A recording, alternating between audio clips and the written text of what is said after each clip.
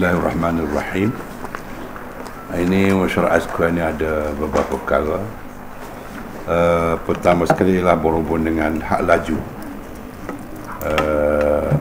bagi jalan negeri, di mana mulai 1 hari bulan Ogos esok sehingga 18 Ogos, di mana kenderaannya kelajuan tidak melebihi daripada 70 km, sebagaimana 80, biasa 80 kan.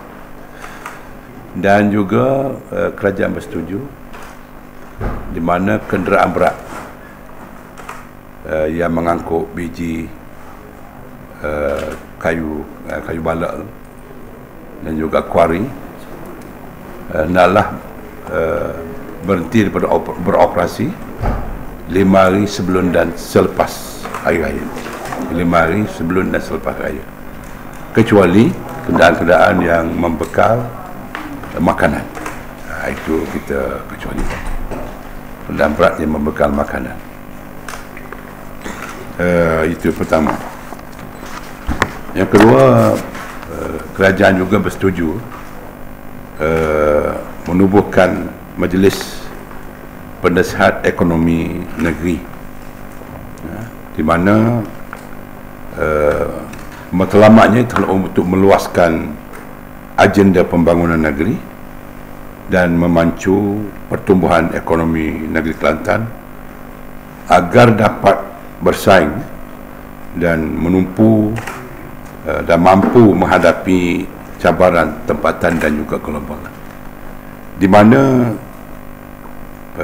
Majlis Penasihat Ekonomi Negeri ini lebih kepada badan perundingan kepada kerajaan negeri untuk memberi pandangan khususnya dari segi dalam bidang ekonomi dan juga menambah pendapatan dan hasil pada kerajaan negeri. Jadi insyaAllah dengan adanya Majlis Penasihat Ekonomi Negeri yang kita akan lantik daripada sebahagian besarnya ialah daripada profesional, dan mereka ini pelbagai aspek dapat membantu untuk mendapat input yang penting bagi menjana ekonomi dan supaya dapat menambah hasil kerajaan negeri. Itu yang kedua. Yang ketiga ialah satu hari ini kita sudah meletakkan satu dasar berhubung dengan dasar penempatan, pelantikan dan pertukaran kaki tangan awam di Kelantan, di mana dasar yang kita bagi ini ialah bersetuju kaki tangan awam hendaklah di tempat atau ditukar ataupun di pelantikannya hendaklah berdekatan dengan kediaman masing-masing, terutama yang bertaraf suami isteri.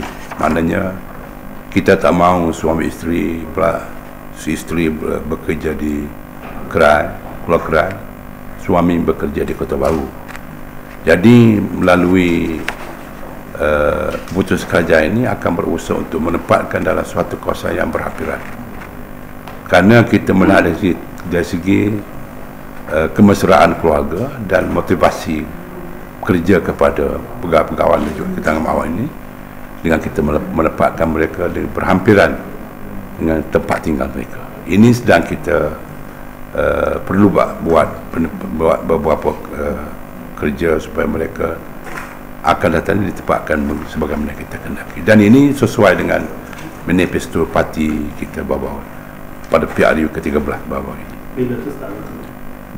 Kita hari ini kita sudah bersetuju untuk dasar ini, dan kita akan mula mengikut penyesuaian. Mungkin tidak dapat serentak kerana dia ada halangan-halangan lain yang kita perlu fikir dan kita perlu sesuaikan.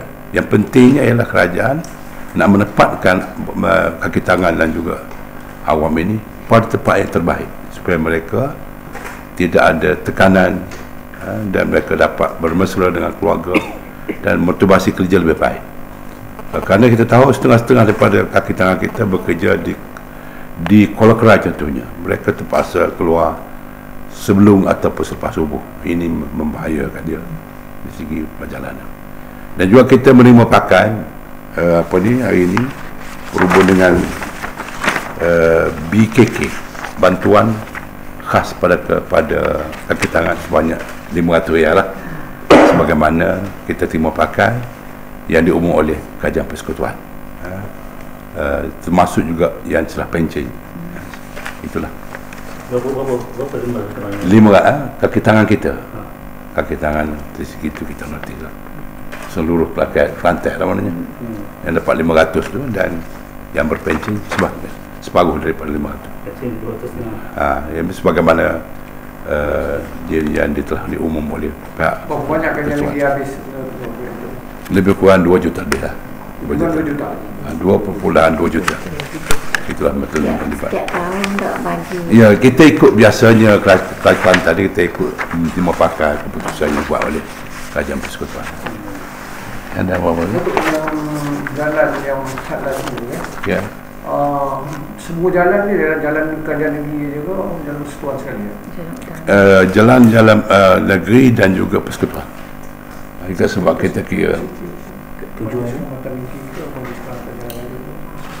yang itu dikeluarkan berdasar kepada perintah hak laju tempatan yang kita merujuk kepada